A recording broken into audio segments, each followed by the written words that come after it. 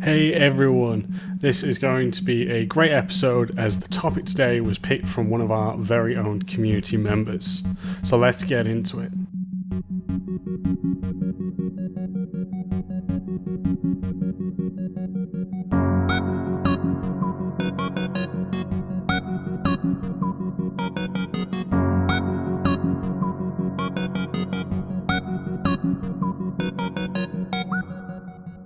Hey everyone, I hope you're well, playing and are making the games that you all love. You're joining me, your host, Max Pers. It's an absolute pleasure to be with you. I hope that you are okay and having a great day, whether this be morning, evening, or night when you're listening to this. I hope that you are safe and well. As I mentioned in the intro, this is actually going to be a really nice episode because it's recommended by one of our own community members. This comes from HD. He's a member of the Discord. And we got talking about generally just different workflows and how different companies work together. He's been in the industry and still is in the industry for multiple years himself, working at EA. I won't give out too much of his information, but it was a great conversation with you, buddy. And it just got me thinking, as he recommended, that we should talk about the bigger picture, as he had a really good point. There are a lot of episodes, not only on my podcast, but on all the other episodes that you see generally from other game-related YouTube channels, podcasts, or what have you, are very much more specific in the minutiae of certain details, whether that be level design, art, all of this, when sometimes we don't talk about the actual big picture, about how these games are actually formed themselves. How is it that a game starts from an idea and then comes down to a studio which could have multiple hundreds, if not thousands, of people actually working on it? And especially with AAA games becoming even bigger and larger and much more, and studios having to match that with the number of people as well. And I just believe that this is such a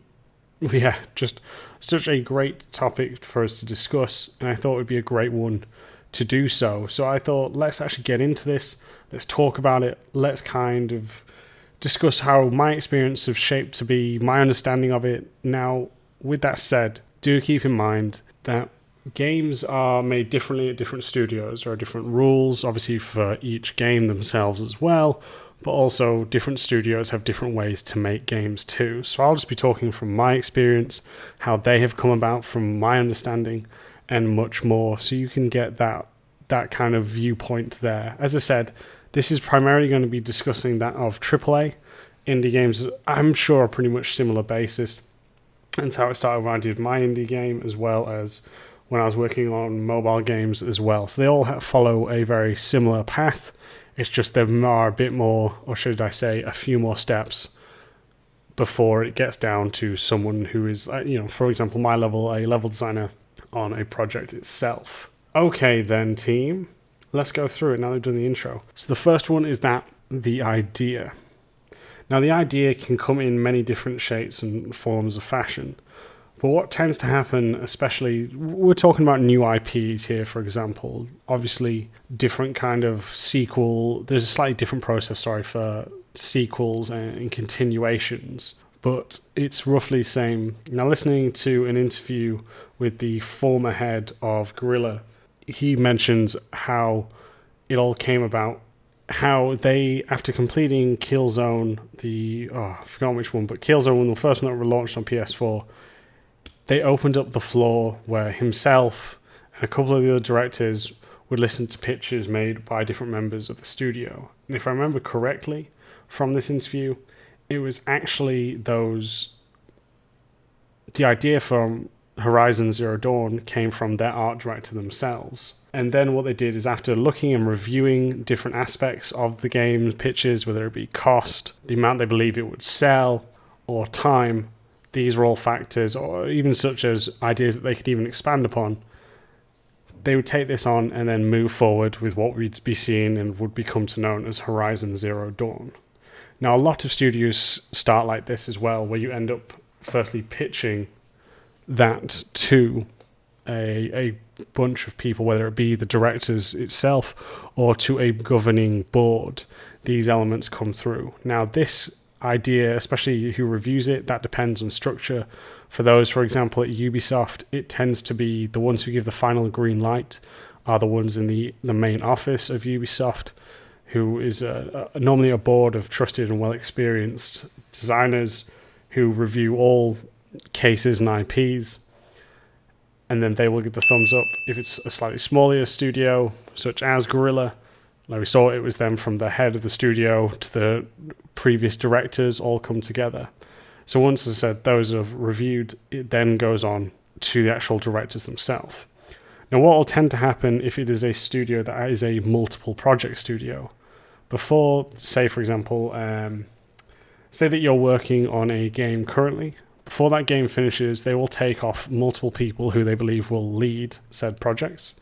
This could be, like we said, directors, maybe a principal designer or artist, and they will take a group to say 6 to 10 people who will start to kind of expand and get the ball rolling on this idea itself, shaping it up so when more members of the studio will join, they have a strong basis. Again, this will be reviewed over and over again, but it's this up to this core team to take the idea that has been approved from the initial pitch and then move on to actually defining certain aspects to it, whether that be the genre, kind of the rough idea for gameplay, the art direction, these kind of over-sweeping ideas. You know, these are kind of the more high-level concepts that they will take. It's not necessarily, if you say it's a shooter, it's not necessarily going to be picked out like how many guns there's going to be, what damage it is, etc. Those aren't going to be decided. Maybe it'll be decided something of, okay, it's going to be a shooter, more like Doom than, say, Call of Duty. These kind of elements will be decided at this level, so that way people can start to get an understanding. Not only this, hopefully, as I really believe in these principles, especially when you're giving it to a team of multiple hundreds, that these will give you the core pillars as well. Like, these are super duper important. So that way, again, these are just great for people to reference when they're actually constructing the game, is by having your core pillars, you can always get a sense of what the game should be. So, like I said, we've got the pitch, the initial idea, the taking of the idea into a core team. Once that's kind of done, we will then move on to a small prototype. Now, ideally, the prototype, again, will roughly be done by that core team. Maybe they bring in a couple of other members just to help get the polish on for it, because as I said, sometimes you need help from different people, like say for VFX, just simply because they won't probably, like I said, from my experience, they probably won't be involved in the big idea meetings, that department, but when it comes to that vertical slice, that pitch prototype, they're an element where maybe they need that to help sell the idea too. Now, the prototype here, you may be wondering who's that for. Well, that is also coming back to the pitch. So we talked initially about the pitch going to some sort of board. This will be the kind of second pitch. So we've got the idea, we're starting to smooth around the edges, trying to make that core idea something that can be represented. It'll be sorry team, loose on the tongue here. This will be gone to, or should I say delivered to, like I said, the original board. After the board gives the approval, they might give some feedback, so maybe that process is repeated again. And once that is given approval, then this is when you will show the prototype off to, now sometimes you won't always get a prototype. Some people do, because maybe the idea is such a good one, but it's still very loose in terms of details, so you need the chance to prove it. It might be from a technology side of things, or it could be that of something, like I said, just the ideas are very stretched, so we need to understand it better. You know, if you think about Assassin's Creed, especially with the boat in what I believe started on 3, and then it became Black Flags 4, and now is pretty much a staple in the Assassin's Creed, is that was originally pitched in Unity as a prototype as well, but they needed that as proof of concept to show that this actually could be done technology-wise and how roughly it would be done there. So again, these sort of things there that will be shown, demonstrated, and then, as I said, once that is approved, this will now go on to the actual team itself. Now, this team can obviously, again, range from different sizes, but now you're going to start adding structure to that team because, for example, I'm hitting the mic here. multiple game studios. What I mean by that is studios that have multiple games being crafted. They will have different leads, different directors for different projects, because some may be better suited for the type of project. Other people have, proven themselves, rose through the ranks, all of these elements, so that can change, but sometimes it might not. Again, depends very much on the studio. Then this is when the team will start to be formed from this. So like I said, we'll get your directors, your leads, and then you'll be either hiring or restructuring different teams that maybe you had from previous projects. So this is when, as I said, the teams will be coming together. You will obviously, it's not like you only get a certain window. You can hire for different time lengths of projects as well. So yeah, these elements will all start to come together with it all too. So this is when you'll start to build your team from it. Now from here, things will start to get a little bit more defined. This is very early on as well. So when you're at the kind of, I don't want to say ground level because it sounds insulting, but if you're more hands-on with the game, shall we say, this might be a bit of a down period for you, because this will be a busier time to say for the concept artists and sometimes some of the gameplay team versus that of, say, the level design team. And especially for the story team as well, this will be a big, busy period for them. Because don't forget, different disciplines come on the project at different stages, and they will leave at different stages as well. As I said, the beginning will definitely be busier for your story and your concept team. And as you start to come to the end of production, or even say 3/4 through production, your concept team and narrative team may already be moved off to a different project. Like I said, different skill sets are needed at different times. That's all. Okay. From this, we'll be talking a bit more from the level design perspective, because this is, again, a level design podcast, and also I'm talking primarily from my perspective as well. Now that roughly the team structure is kind of in place, as I said, new people can join, things can change, but you'll get a rough idea. You will see that your level design director, if you have one, will start to get ideas and start to process them and discuss with the lead level designer and maybe a couple of the senior level designers to talk about what it is that they're after. These are loose terms. This is time for, again, experimentation and ideas. So with that, the level design director will give the brief. The lead and seniors will start to kind of mess around to kind of shape the core principles for what the level design should be, whether it be rules, spacing. These kind of elements here will all start to, all start to take shape and form. You as a intermediate to junior level designer will start then to take what they have given and start experimenting with it, because as they're coming up with the principles, we don't know they necessarily work. As said, it's a time to experiment. So it gives you a great amount of time and freedom to try give out ideas and push them. Now, you might not always be, because it depends, right? But you might not always be doing something, like we said, building the levels here, but someone actually might be working with technology as well, because you'll be needing someone to discuss with tech what is it that you need to help make the best levels, to help your team make the best work they can possibly make. And that communication will be handled either by one person, or in terms of representation of the level design team, art will be needed.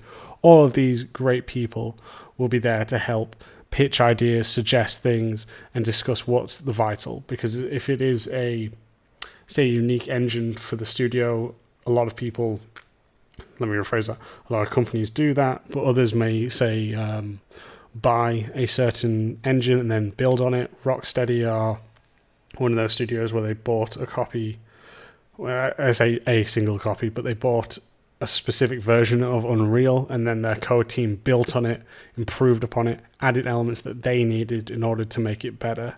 Similar things with Square Enix and Unreal 4. They will build a version on it, but then their tech team will have taken that version, added, tweaked, and moved things around in order to help the team with what they actually need as well.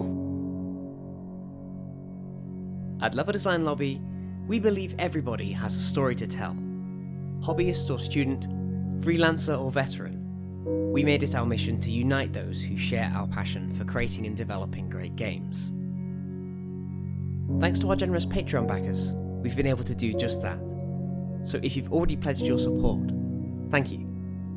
If not, you too can ensure the future of Level Design Lobby, helping us to create even more exciting content, collaborations, interviews, and much more.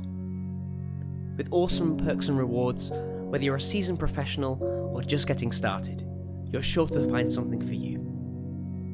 Want to share tips, tricks, and advice with passionate, like-minded developers? Our awesome community Discord has you covered. Fancy practicing your level design, creating strong portfolio content, and having fun? Then try our level design weekends. Or perhaps you want to individually discuss your work, hone your skills, or level up your career? Then consider our one-on-one mentorships. If you share our vision, then go to patreon.com/level design lobby for more information and to pledge your support. Thank you. So now that you've started to experiment and started to come ideas, now and you'll just completely losing my speech here. But now that these kind of elements are starting to come together and the ideas and principles are starting to take shape, this is then when you'll roughly know or have an idea of what starts to make a level for that game. Not what makes the best level, you will still be learning that, but you'll have an idea of where the levels are going. Do they have funnel points? Do they have multiple options? Is it linear? Do the levels in open world need to have multiple entrances? What's the difference between a main mission and a side mission? All of these will start to be kind of nailed down so that you know. This is when you'll start to work on the levels, but not only that, hopefully as well work with other teammates as well, because this is when you'll start to take ownership, whether it be of a district for an open world or that of a main mission. You'll start to get to know your team, whether that be the artists, programmers, gameplay designers, all of those concept artists, all those who are involved with that specific area or mission. You'll start to have your kickoff meetings discussing what is it that you're after, and then you'll create your initial pitch document. Not every studio does a pitch document, but I think it's a great tool personally. I think it's valuable to often do paper design before you actually get in and do a proper build out, but I know the studios disagree with me on that point. So again, it's very dependent on the studio itself, you know. But for those who may be wondering, well, what is a pitch document? This is where you and your team, we just mentioned your crack squad of great people, will actually start to make a document that's going to be pitched to your directors. Now, this may not be the actual game director, but think of it as your level design director, your art director, those people just underneath the overall directors here. Because again, a lot of this, especially in games, is on trust in each other's skills in order to make something great. Now in this, it's not just you, but it'll be the level design elements that you need, the environment, and the narrative design are all involved, and also the concepts into this great document. So this document's quite a beefy one. It can range in terms of size. I've seen stuff go from 50 pages to 150. It really, again, depends on the studio. But in these documents, you'll have what the narrative is, what's the main goal, objective, the narrative in terms of what's the actual story that we're going to match the objective, the overall story and how this impacts the overall game. Then you'll go through your level design. What is it you're going to do from moment to moment in between the objective? What are the beats for it? The environment art and concept art will do things like getting mood boards, references and how they want it to feel and look like. What's the tone that they're going for with it? Concept arts to help show and pitch the idea so we have something visually engaging, not just something of that where we might see just pictures of other things, but this one to help represent and take shape and form. You'll then pitch it to your directors. They will either say yay or nay. Now, they might say nay just for you to get feedback, reshape a few things, and then come back. It's not always a one and done process. It's perfectly fine because we need feedback to get better.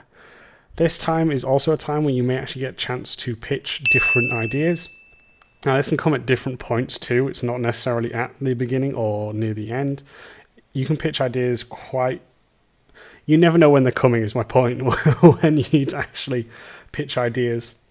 But there are always opportunities. I've seen ideas come in late or come in just in between projects. All of these elements that come very much through to it. So yeah, there's quite a bit that can go on through with it. So yeah, a lot there. And then from that point, once that document's approved, it comes into the process that we all know and love, blocking out your different variations, L0, L1, L2, L3, approval, iterating all of these that come together to the actual production of the project itself. And then when you're starting to wrap it up, bug fixing, testing, feedback, all of these will start to come together. So that there, team, is the overall kind of big picture process. As I said, this is not the overall one. These are just the ones that I've learned and seen in my experience. As I said, different places have different kind of steps in here. They might add a few more, take a few of what I've mentioned away. But just to give you an overall idea, because as I said, HD came up with a great idea for this, so just a huge round of applause for this. I hope that sounded like a round of applause. But yeah, absolutely brilliant to have everyone pitching ideas for topics that you may want to be discussed for the podcast. And hopefully it gives you a better understanding of projects and project development.